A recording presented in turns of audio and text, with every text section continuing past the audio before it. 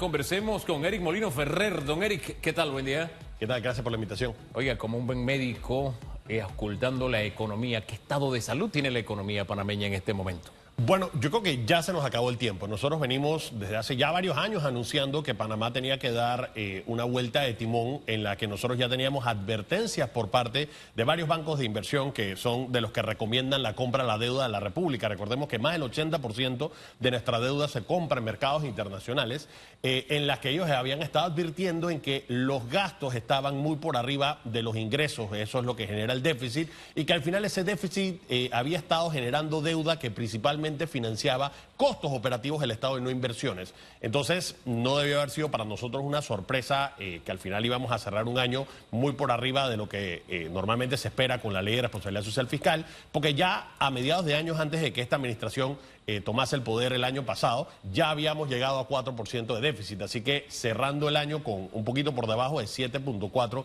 no debió haberle llamado la atención a nadie, pero yo creo que obviamente nos pone sobre la mesa de que nosotros tenemos que tomar medidas muchísimo más drásticas en cuanto al recorte de gastos, en la revisión de algunas exoneraciones y subsidios ineficientes, y lo que tenemos que aquí es reactivar la economía para que entonces podamos aumentar la recaudación.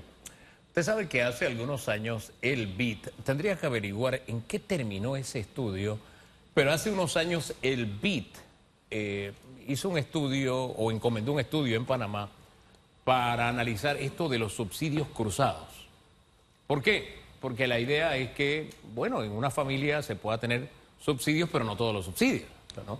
Porque el subsidio es un apoyo a personas que están en una situación vulnerable, ¿verdad? Y también se analizó el tema de las exoneraciones, que es un subsidio pero para los que sí tienen plata y es para la inversión, ¿no? Exacto. Que también tiene que ser por un tiempo específico. Tampoco es un premio para la eternidad, ¿no? La verdad es que no sé en qué terminó eso, pero si no se terminó, en algún momento tenemos que analizarlo, porque imagínense, tienes el subsidio del tanque de gas, tienes el subsidio de la electricidad, tienes el subsidio de pronto de los... Está 65 por... ¿Cómo es que se me olvida siempre? Ese de la vejez. 120 a los 120 a los 65, siempre lo digo al revés. Y por ahí te vas. Entonces la idea era establecer cuántos subsidios cruzados había para ponerle algún nivel de norma a ese tema. ¿Hemos llegado a ese momento? Mira, y entendamos que al final el subsidio es simplemente una curita a un síntoma. La causa raíz del problema es que evidentemente aquí el enemigo de la sociedad, por un lado es la pobreza y por el otro lado es el desempleo. Nosotros hemos tenido un aumento importante en el desempleo, visto en las estadísticas al año pasado por parte del INEC, que subió en casi 50.000 personas.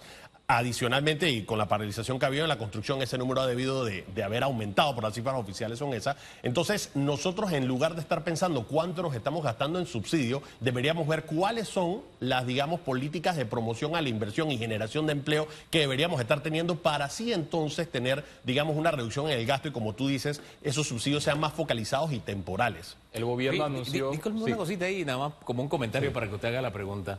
Los subsidios son tan curitas que cuando aquí se debatía los 120 a los 70, en ese debate político que se da, algunos planteaban, no hay que crear el subsidio, lo que hay que hacer es que esta gente cotice en la caja de seguro social. Y decían, como detrás de esa iniciativa estaba la administración que compartían el señor Martinelli y el señor Varela, que como allá en la finca Cañeras no se pagaba seguro social, era una forma de saldar una deuda que no habían llenado. Estos debates políticos. Y me acuerdo que se decía, no, este subsidio va a ser temporal porque haremos que las empresas coticen en la caja de seguro social y haremos más fácil que coticen los independientes. Para que usted vea si esto tiene rato, se creó la curita y después la curita se hizo más grande, porque en la siguiente campaña, en vez de 120 a los 70, quedó en 120 a los 65. Claro, y siempre es importante cuando uno está hablando en políticas públicas y en economía que las cosas tienen que ser autosostenibles. Nosotros tenemos 771.000 informales, es un porcentaje importante de los panameños ocupados, y al final la definición de informal, diferente e independiente, porque tú puedes ser independiente formal. Los informales son personas que, aunque contribuyen a la economía a través del pago del impuesto del ITBS, por ejemplo, no cotizan en la Caja del Seguro Social y no cotizan impuestos sobre la renta. No porque no quieran, sino porque el Estado les pone una barrera burocrática a las que se les hace difícil la vía hacia la formalización, y también, de cierta manera, es una medida de protesta. Ellos dirán, ¿y yo por qué voy a cotizar en un fondo que es insostenible? ¿Por qué yo voy a cotizar en algo donde no se me va a garantizar la jubilación? Así que nosotros realmente, si queremos mejorar la actividad económica del país, una de esas cosas que tenemos que poner en el frente es cómo vamos a reestructurar ese sector laboral para que formalicen a más personas. Ya que usó la palabra curita, ¿será una curita o será una buena estrategia? Lo anunció recientemente por el presidente de la República, José Raúl Mulino, en medio de estas cifras rojas, en medio de estos déficits y de la falta de empleo del país, la inversión o la puesta en marcha para la reactivación económica, con una inversión de 350 millones de dólares para generar 10.000 empleos.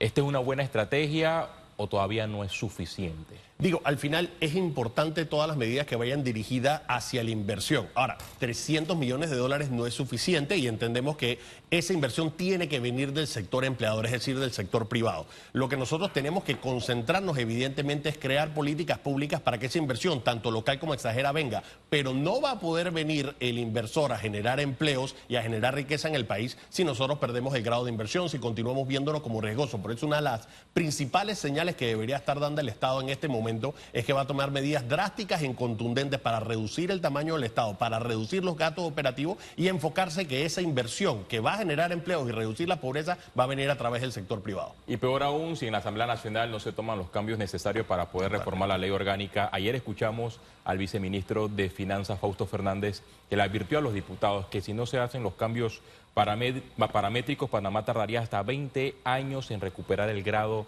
de inversión. Es la alerta que hace el Ministerio de Economía y Finanzas. Y son cosas que nosotros hemos dicho tal cual en varios medios de comunicación. Al final, esto no solamente es responsabilidad del ministro Chapman y del viceministro Fernández. Al final, tú tienes una asamblea de diputados que se resiste a hacer ajustes importantes al presupuesto. Recordemos que cuando se presentó el presupuesto para este año, el año pasado, venía con un recorte considerable y al final quedó con una reducción modesta. Al final, los diputados de la Nación tienen que entender que si nosotros llegásemos a perder el grado de inversión, ellos son en gran parte responsables de esa pérdida, porque ellos son los que al final estuvieron haciendo las leyes especiales que ahorita institucionalizan las botellas. Ellos son los que han hecho, digamos, medidas en lo que se aumentan el presupuesto de varias instituciones ineficientes, y ellos también son parte de la solución para que entonces nosotros como panameños sintamos que tenemos a un Estado que sea responsable hacia el dinero del contribuyente. Fíjese que hay discursos en la Asamblea y preguntas que uno siente un poquito de pena. Uno que se gana la vida haciendo preguntas y sabiendo que toda pregunta tiene un valor y que toda pregunta es válida, porque subyace la duda o el desconocimiento de algo. Pero ya la sala de la Asamblea debe estar ilustrada al punto tal en que de verdad salgamos de algunas preguntas que, poniéndola en perspectiva o en analogía a lo que es la educación, quedaban bien en primer y segundo grado. Pero ya este tema está a nivel universitario. Claro. Y llamo la atención sobre ese aspecto nada más porque uno siente una desazón, que un tema tan importante, tan estudiado, tan analizado, donde se han presentado las cifras, donde se ha presentado todo, que todavía sigan queriendo creer algunos que 1 más 1 tiene que dar 3, cuando es imposible. Pero hay excepciones. El domingo tuvimos a el señor Cohen, Manuel Cohen. Moisés Cohen, gracias, Moisés Cohen, el vicepresidente del Fondo de Ahorro de Panamá. Usted ve el programa Debate Abierto a través de Eco TV en las tardes el domingo, y también en esta plataforma se presenta con cierta regularidad. Y me llamó la atención que el diputado, solo un diputado, pidió la entrevista de ese segmento. Y me sorprendió más que la utilizó en el debate ayer para preguntar si ese esquema se podía trasladar, qué podíamos sacar de bueno de ese esquema para el tema caja de seguro social, palabras más, palabras menos. Yo creo que a ese nivel es que se tiene que llevar este debate y esta discusión, porque yo no sé cómo lo ve usted, pero después de conversar con CIACAP, después de conversar con FAP, que son fondos de pensiones y de ahorro distintos a las cajas de seguro social, pero que hemos manejado con éxito, quitándole ese temor a, es que se privatiza, es que los empresarios, esa canción, ¿no? Claro. Hemos quitado esa canción y hemos visto que ha tenido éxito. Algo de allí podemos aprender. Y a mí no porque sea el programa, si hubiera sido otro programa hubiera sentido igual de agradado ver que por lo menos un diputado se hubiera interesado en saber qué podemos sacar de allí. Y mucho más interesante la propia respuesta del director de la Caja. Se lo pongo solamente como parámetros para conocer su punto de vista, porque siento que en la Caja tenemos que salir de la caja, disculpe la redundancia, ¿no? Hugo, para poder encontrarle soluciones. Mira, Hugo, ahí yo te diré un par de cosas. La primera es que dato mata relato. Y la verdad es que los resultados que ha tenido el rendimiento de los fondos que se manejan en el CIACAP y en el FAP a través de fondos de inversión privado hablan por sí solos. Cuando tú estás viendo cuánto ha sido el rendimiento que ha tenido la Caja del Seguro Social históricamente, ha sido por debajo del 3% y en los últimos años ha tenido un aumento un poquito por debajo del 4%, mientras que tú tienes que en el Fondo de Ahorro de Panamá históricamente tú has tenido un rendimiento más cercano al 6%, lo mismo has tenido en el CIACAP. Esa diferencia traducido a los fondos de pensiones es un aumento en lo que te estás retirando, es decir, la tasa de reemplazo o con lo que tú te puedes estar jubilando al final aumenta sin que hayas tenido que aumentar las aportaciones. Eso es meramente con el interés compuesto y el rendimiento que estás teniendo. Entonces, yo lo que le insto a muchos diputados y a muchos políticos que al final están pensando en la próxima elección y no en las futuras generaciones, es que hay que dejar el concepto ideológico e irnos a lo que funciona. Y lo que ha demostrado que funciona es que si tú tienes a gente especializada, regulada, escogida a través de procesos transparentes, esos rendimientos van a ser en beneficio del asegurado. Y eso es lo que nosotros nos tenemos que estar enfocando. Y un poquito beber de las aguas de la historia. Porque miren lo que le recordé hace unos minutos de cuando se discutía los 120 a los 60. El compromiso de los políticos en ese momento fue, no, hombre, vamos a asegurarnos de que coticen en la caja para que este subsidio cada vez sea menor. La realidad nos muestra que ha sido todo lo contrario y hay quienes le decían, va a ser lo contrario. Pero bueno, no aprendimos. Pero ¿sabe qué? La historia está escrita. Y en el debate de las reformas año 2005, cuando se pasó una ley que le daba vida a la caja por 40 años, y que hubo que echar abajo esa ley para crear una a la medida en gran forma de quienes hoy están presionando y que piensan con esta mano, estoy señalando a la izquierda para los que están en radio, le daba vida solamente 15 años y teníamos que ver qué hacíamos y no hicimos nada. Claro. Entonces yo creo que ahí podemos aprender porque en aquella época también se discutió, oye, tenemos que sacar mejor rendimiento, históricamente el Banco Nacional no nos ha dado, y en aquella época el Banco Nacional se comprometió a mejorar los rendimientos, que no es un tema de boca, claro. Es un tema que tiene que ver con el mercado y que no es fácil para nuestra banca estatal hacerlo. No estoy diciendo que sea imposible, pero es como un calco, los argumentos son un calco de los que usamos allá. Claro. Entonces creo que si leyeran las actas que están allí para algo, se darían cuenta de que, oye, ya esto lo discutimos y no nos resultó. Y el señor Albert Einstein decía que la mejor definición de locura era hacer las mismas cosas, esperando resultados diferentes. Mira, yo creo que Panamá debería aprovechar de que nosotros no somos el primer país que está haciendo reformas. De hecho, ya nosotros deberíamos haber aprendido de las experiencias extranjeras en todos los sistemas de pensiones. Ahorita mismo tú tienes un caso como el de Suiza, donde está haciendo algo interesante con la edad de jubilación. No solamente te está poniendo un mínimo en 66 años, sino que ellos están diciendo que las próximas reformas van a ser en base al 80% de la expectativa de vida. Un poquito anticipando de que esa expectativa de vida, en la medida que mejoren las condiciones humanas y la medicina, en la tecnología, esa expectativa de vida va a ir subiendo. Entonces, cuando tú ves en la mayoría de los países cómo han ido dirigidas las reformas, tienes dos bandos, los que han hecho reformas paramétricas y han mejorado la autosostenibilidad del sistema y los que han decidido el Estado va a seguir subsidiando y entonces tú tienes que tener impuestos más altos para financiar eso, tienes presupuestos como el de Francia que 40% de todo el presupuesto va destinado a fondos de pensiones y esas son ahorita mismo economías estancadas, por más que tú digas que son los países que son potencias mundiales, son países donde no está el crecimiento, son países en donde el sistema tiene que ser cargado por unos altos niveles de impuestos y que de todas maneras han tenido reducciones a la tasa de reemplazo, que de todas maneras han tenido aumentos a la edad de jubilación. Así que esos sistemas al final no funcionan y no es una opinión ideológica, es una opinión basada en sustento y en hechos. Pero sí hay que hacer en algunos casos opiniones ideológicas tomando en cuenta que algunos grupos promueven un sistema solidario y hay panameños que no entienden las complejidades de tener un sistema solidario versus un sistema mixto, un sistema de cuentas individuales. Pero usted es profesor, usted es docente. Sí. Para que usted le explique al panameño que nos está escuchando y que nos ve por la pantalla de ECO TV, ¿qué pasaría si Panamá adopta un modelo económico para manejar la estructura financiera de la Caja de Seguro Social de las pensiones similar al de Venezuela o similar al de Cuba? Digo, al final estos modelos son insostenibles. Eso ni siquiera hay que decirlo desde un punto de vista ideológico, es desde un punto de vista matemático. La razón por la cual los sistemas de pensiones, cuando tienes el concepto de beneficio definido, no funcionan, es porque se basaba en que las personas estaban viviendo menos tiempo y estaban teniendo más hijos. Hoy en día hemos pasado de que el panameño en la década de los 50 tenía en promedio 6 hijos, ahora está teniendo 2. De esos 2, tú tienes que casi la mitad son informales y no están aportando a la caja del Seguro Social, y tienes que, afortunadamente, la gente está viviendo más. En el sistema que se basaba en que las futuras generaciones iban a cargar a las anteriores, ya no se está dando porque cada vez tienes a menos personas reemplazando a los pensionados. Entonces, lo que han hecho la enorme mayoría de los países es decir, la única manera de hacer esto autosostenible es que tenemos que tocar de cierta medida las medidas paramétricas para asegurarle a cada persona que cuando se vaya a jubilar, ahí va a estar su pensión. De lo contrario, vamos a tener que recurrir al bolsillo de todos los contribuyentes, porque el Estado no tiene un bolsillo mágico donde aparece fondo, sino que decir, bueno, nosotros como sociedad cometimos un error hace un par de años definiendo el sistema de esta manera y vamos a tener que entonces pedir más impuestos. En ese momento las personas empiezan a ir, las personas empiezan a emigrar, porque si tú le empiezas a decir al sector empleador, es que te voy a cobrar a ti más impuestos, muchas empresas van a decir, entonces no me establezco en Panamá, entonces me voy de Panamá, entonces reduzco la cantidad de personas que contrato, y esas son consecuencias directas de una política pública mal pensada, que está dirigida hacia el populismo en lugar de lo que es autosostenible y responsable financieramente. Y mire, en esta época usted no tiene que hacerle caso a Eric Molino Ferrer, no. Usted busque en Google, ahí lo tiene, y ahí tiene la respuesta.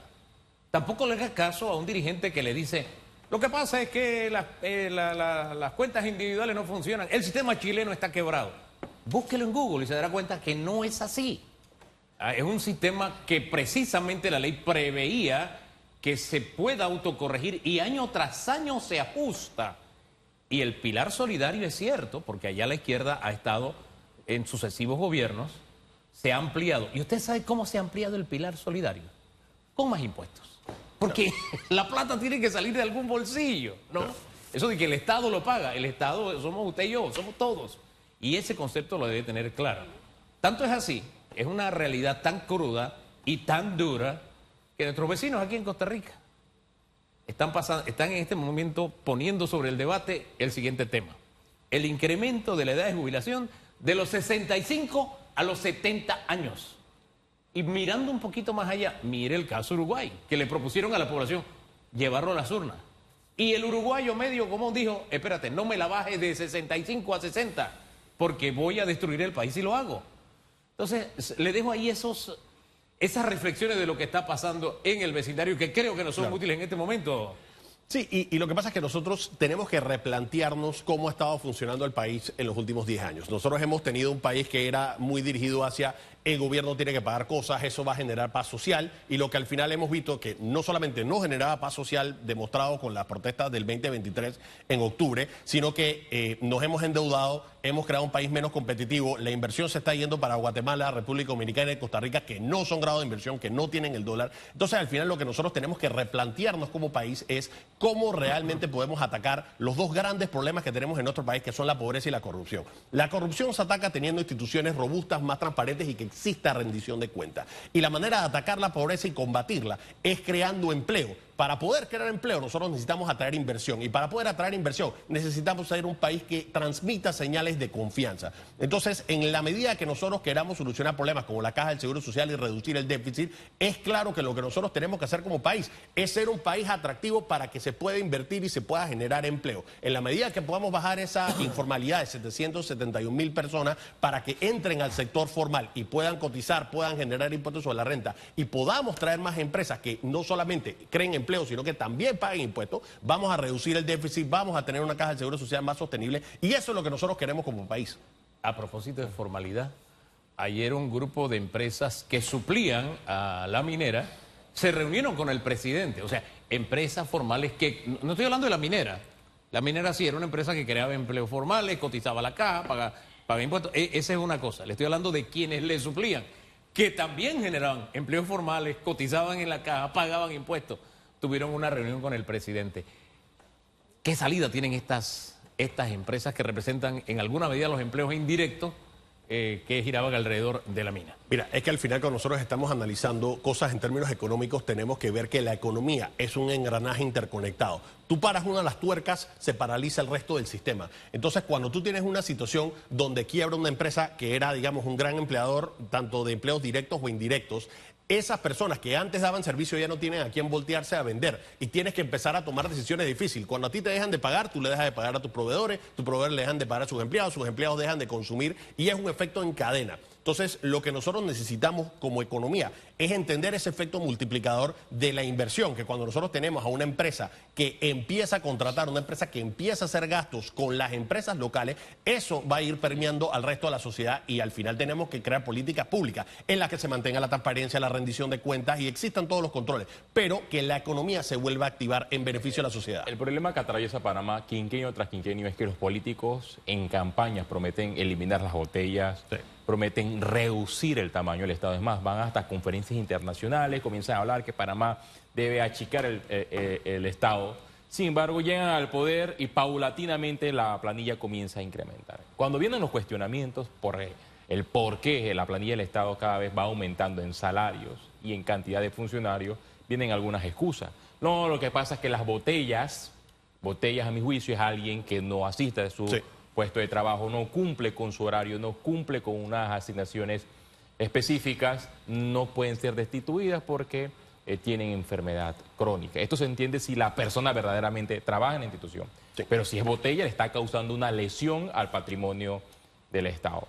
Dos, no, lo que sucede es que en Panamá tienen muchas leyes especiales para los aumentos escalonados, por ejemplo, en el servicio de seguridad, en los estamentos de seguridad, en el servicio de salud que se dan estos aumentos escalonados, pero cuando vamos a cifras duras y puras, y usted lo ha dicho, que dato mata relato, números específicos y datos de la misma Contraloría General de la República, paulatinamente tenemos un Estado que se va engordando a través de los años. Claro. Y los gobiernos llegan al poder y no hacen absolutamente nada. Mira, dos estadísticas importantes ahí. Hace 30 años tú tenías 60 instituciones públicas, ahora tienes 94. Tienes una situación en donde tienes instituciones que tienen duplicidad de funciones y que al final lo que tú tendrías que hacer en beneficio del dinero del contribuyente es consolidar bastantes instituciones y las personas que queden por fuera, porque al final no necesitas el doble de personas, lo que haces es que ese ahorro lo utilizas para capacitar a esa persona y que se pueda reinsertar en el mercado laboral. Ahorita mismo tú tienes 266.000 personas empleadas en todo el sector público. Eso es 440 millones de dólares mensuales que nos gastamos en planilla. Si tú solamente tomases el 10% de eso, son más de 500 millones de dólares al año. 500 millones de dólares al año, nomás para ponerlo en contexto, en 4 años es una línea del metro sin deuda. Entonces lo que nosotros debemos hacer es tomar ese ahorro, ayudar a esa persona a transicionar al sector privado a través de capacitaciones, pero también utilizar ese dinero para invertir y que esa inversión al final sea la que genere el empleo formal, para que entonces la economía pueda ser más dinámica y no tener que estar siguiendo con esos comentarios de que, por ejemplo, es que las leyes especiales aquí y acá. Si los diputados de la nación realmente quieren quieren corregir los errores del pasado que institucionalizaron las botellas, al final lo que tenemos que hacer es cambiar varias de estas leyes por la sostenibilidad que el contribuyente se merece. Si la decisión tuviera en sus manos, ¿qué ministerios o qué entidades usted eliminaría? Bueno, primero empecemos con el speech que siempre digo que es eliminar la duplicidad de funciones. Tú tienes un Banco Nacional de Panamá y tienes un Banco de Desarrollo Agropecuario. El Banco Nacional de Panamá tiene más de 600 millones de dólares en cartera hipotecaria, agropecuaria. ¿Para qué tienes dos instituciones que hacen lo mismo? Consolídalo con el Banco Nacional de Panamá. ¿Para qué tienes un banco hipotecario nacional si tienes una caja de ahorro que más del 70% de su cartera es hipotecaria? Consolida esas dos instituciones. Hay una serie de ministerios que al final tú simplemente llevas esos ministerios dentro del Ministerio Social. Por ejemplo, tienes un Ministerio de la Mujer que en lugar de estar utilizando esos fondos para tener una infraestructura operativa, utiliza esos fondos para realmente atacar los problemas de género que estamos teniendo en el país. Al final es buscar ahorros y no decir, es que ya no me lo gasté en esto. Simplemente que las eficiencias y los ahorros de la conciliación de ministerios, lo que va a lograr es que el dinero vaya a ir destinado no a pagarle a planilla, no a pagar la botella, sino que vaya dirigido a realmente resolver los problemas de la situación. Al final, y un poquito resumiendo para contestarte la pregunta, existen instituciones inclusive que nosotros deberíamos llevar a entidades mixtas o que llevarla al 100% una gestión privada, porque eso le generaría más de 1.000 millones de dólares en ahorro al contribuyente. Y ese ahorro se puede llevar para dinamizar la economía. Hay que poner los ojos sobre los bingos nacionales que generan alrededor de 200.000 dólares y el Estado debe poner casi $1 millón para poder que este bingo nacional sobreviva vigencia por vigencia. No, y lo que pasa es que al final politiza muchas instituciones. Tú tienes, por ejemplo, la Lotería Nacional, que históricamente siempre ha estado politizada y es una institución altamente rentable. Eso debería llevarlo a un proceso transparente en donde se licite la concesión de eso. Le sigues pidiendo un mínimo de ingresos para que el Estado siga teniendo, digamos, eso, pero que entonces saques la política de eso y que al final nosotros tengamos un ingreso importante a beneficio entonces del contribuyente. ¿Qué otras instituciones, porque esto lo hemos conversado ya en otras oportunidades y usted ha puesto siempre el mismo ejemplo del Banco Nacional y el Banco de Desarrollo Agropecuario? Ahí encajaría el Banco Hipotecario. ¿Qué otras instituciones encajarían también en este eliminar, incluso que creo que debe llegar al nivel de ministerio? No sé cómo lo ve usted, pero ampliemos un poquito esa lista, por favor. Mira, por ejemplo, nosotros tenemos el caso de la empresa de transmisión eléctrica S.A., TESA, que al final históricamente siempre hemos tenido que esa fue la institución de cuando se hicieron las reformas en el 96, que quedó como una empresa 100% estatal, las otras fueron mixtas y las otras quedaron en el sector privado. Y lo que hemos tenido como consecuencia es que es una empresa que no se le da mantenimiento, es una empresa que al final ha incumplido en pagos a acreedores, tenemos inclusive que ha sido politizada en muchos de los casos, y ese es el tipo de instituciones que se tiene que llevar a una situación donde la concesión para la operación tiene que ser por un gestor con experiencia. Eso le ahorraría al Estado más de 300 millones de dólares anuales, 300 millones de dólares que se podrían estar utilizando para realmente resolver los problemas de saneamiento, de medicinas y de educación que necesita el país. Otras instituciones en las que nosotros tenemos que ver a nivel internacional cómo están operando, nosotros tenemos un aeropuerto internacional de Tocumen que sí es bien manejado, pero que a nivel internacional debería poderse manejar a través de un gestor privado. Puedes mantener, digamos, que la propiedad siga siendo por parte del Estado, pero teniendo una concesión para que un operador privado lo mantenga, le ahorraría otros 300 millones de dólares al Estado. Al final, cuando tú vas haciendo la lista de detalle por detalle, institución por institución, son más de 1.500 millones de dólares que te estarías ahorrando, y eso es lo que nosotros debemos darle como señal a las calificadoras de riesgo y a los bancos de inversión, que Panamá está dando señales firmes y contundentes de reducir el déficit a través de una reducción en el tamaño del Estado. Ahora, ¿cómo cambiar ese fantasma que algunos presentan como el gran demonio, demonizan el tema de la privatización? No sé, haciendo alusión a la historia, por poner un ejemplo, recordemos que aquí fuimos, antes fuimos el último país, solamente Haití quedó en la lista sin tener comunicación con celular. O sea, solo había 2 países sin celulares en el continente, Haití y nosotros. Sí. Tuvimos acceso a celulares y a competencia en telecomunicaciones cuando se privatizó. Yo no sé si usted recuerda lo que costaba llamar a Estados Unidos el minuto. Claro. El minuto, porque $1 era de impuesto. Porque precisamente esas carencias que tiene el Estado lo llena a través de impuestos, ¿no? Entonces se creaba ese impuesto. Y por ahí nos vamos, ¿no? ¿Qué hacemos para desvanecer ese demonio? Porque cada vez que hay algo que se presenta, privatización, sin recordar que la privatización nos sacó de tremendos huecos. Primero un par de cosas. Lo primero es que los radicales de izquierda representan menos del 1% de la población, y eso siempre se ve en las elecciones, que al final cuando tú vas a ver que ellos dicen que representan al pueblo y vas a la hora de contar los votos y ni siquiera llenan el Rommel. Entonces ahí hay que empezar a decir que eso simplemente es un segmento de la población que grita mucho, pero que al final no representa a nadie porque la gente no les crea el cuento. Y en segunda instancia, tenemos que irnos a los hechos. Todos los países que se abocan a sistemas donde hay libertad económica, es decir, son un Estado facilitador a la inversión, pero que al final también le pone los controles y los pesos a contrapesos necesarios para que haya estabilidad jurídica y que haya certeza de lo que es que rija la ley. Al final esos son países que tienen menos desigualdad, menos pobreza, son más prósperos, y eso es a lo que nosotros tenemos que hacer como país. Lamentablemente Panamá en los últimos años ha ido cayendo en los índices de libertad económica porque nos hemos vuelto un país más intervencionista, con un Estado más grande, y en lugar de copiar lo que han hecho varios de nuestros vecinos como Costa Rica, que se han enfocado en tener Estado de Derecho más robustos, que funcione el sistema judicial, que lo que haga que el Estado sea facilitador para la inversión y la generación de empleo, hemos hecho todo lo contrario. Entonces yo creo que ya existe una evidencia abrumadora y contundente de que esa es la fórmula que funciona para atacar la corrupción y reducir la pobreza, y eso es lo que nosotros nos tenemos que ir. Oye, y ese camino era el que nosotros llevábamos y lo estábamos haciendo bien. Recuerdo que en las calificaciones internacionales, después de Chile, aparecía enseguida Panamá como estos países de libertad económica. Y esa bonanza, precisamente, que logramos con la libertad económica, es lo que nos trajo a lo que vino después.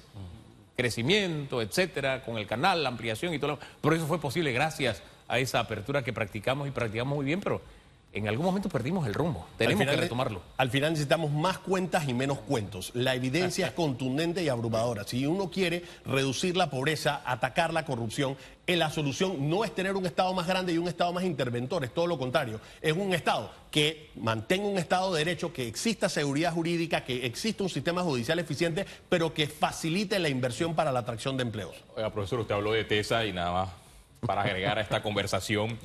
El sindicato de TESA está pidiendo unos lujos a otros niveles. Consumo eléctrico residencial gratuito, aumento salarial del 15% anualmente en todas las planillas, 3 fiestas adicionales por año, vale alimentos, también asistencia incluso para aquellos que se ausentan 20 días de trabajo al año, etcétera, entre otros beneficios en ETESA. Pero bueno, es lo que tenemos. Y en la ausencia de los 20 días se toma como un privilegio, porque hay una serie de beneficios que a pesar de que no hayas estado esos 20 días, tú tienes derecho, de verdad que es una... Eso me recuerda cuando usted vivía en la República Socialista Soviética. Oiga, de Barú, ni de me las recuerda bananeras. esos pésimos momentos. ¿Ah? Mire, simplemente ahí está la historia, tenemos que mirar la historia, lo que hemos vivido, y le insisto siempre, mire, el Estado somos usted y yo, tal cosa como el dinero del gobierno no existe. Es el dinero suyo y el dinero mío. Cada vez que alguien dice que pague el gobierno no tiene plata, es su plata y la mía. Y cada vez que hay un acto de corrupción, es su plata y la mía la que están usando. Y tenemos que corregir eso. Gracias por acompañarnos esta mañana, don Eric. A la orden. Vamos a la pausa. Hablamos de salud en segundos.